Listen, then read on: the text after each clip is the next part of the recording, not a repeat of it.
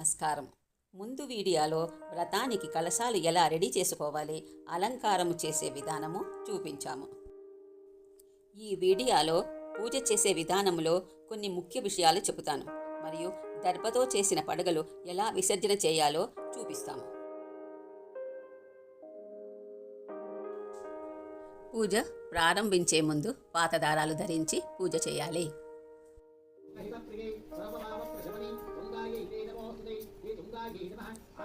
మొదట యమునాదేవికి తెల్ల పూలతో తెల్ల వత్తి పత్తి వేసి పూజ చేయాలి.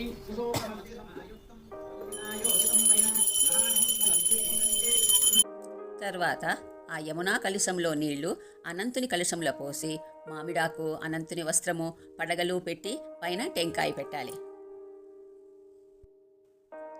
ఇలా ఈ వీడియోలో చూపించినట్లు చేయాలి.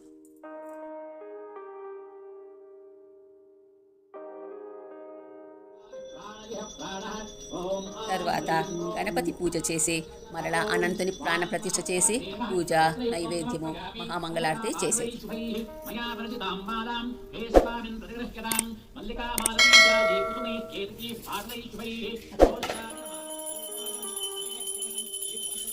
దేవుని దగ్గర పెట్టిన కొత్త దారాలకు పూజ చేసి దానిని ధరించి తర్వాత పాత దారం తీసేయాలి.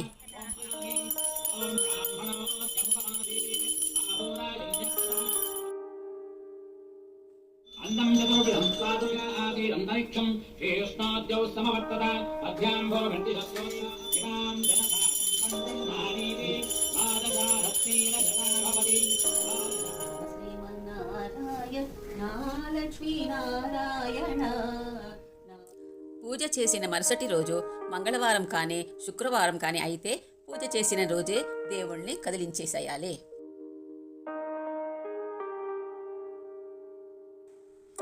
పూజ చేసిన పూలు తీసేటప్పుడు కలశంలో పెట్టిన దర్భతో చేసిన పడగలని వీడియోలో చూపించినట్లు విప్పి పూలతో కలిపి విసర్జన చేయాలి.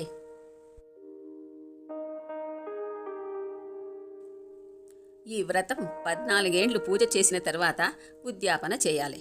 ఉద్యాపన అయిన తర్వాత అనంతుని వస్త్రాలు, దారాలు నదిలో వదులుతారు. మరుసటి రోజు నుంచి మహాళయ పక్షాలు ప్రారంభమవుతుంది. కావున కలశం టెంకాయలు కొట్టరాదు. నవరాత్రి సమయంలో కొట్టి తీపి చేసుకోవాలి. కలశంలో నీళ్లు అందరూ ప్రోక్షణ చేసుకుని మిగిలిన నీళ్లు చెట్లకు పోస్తారు.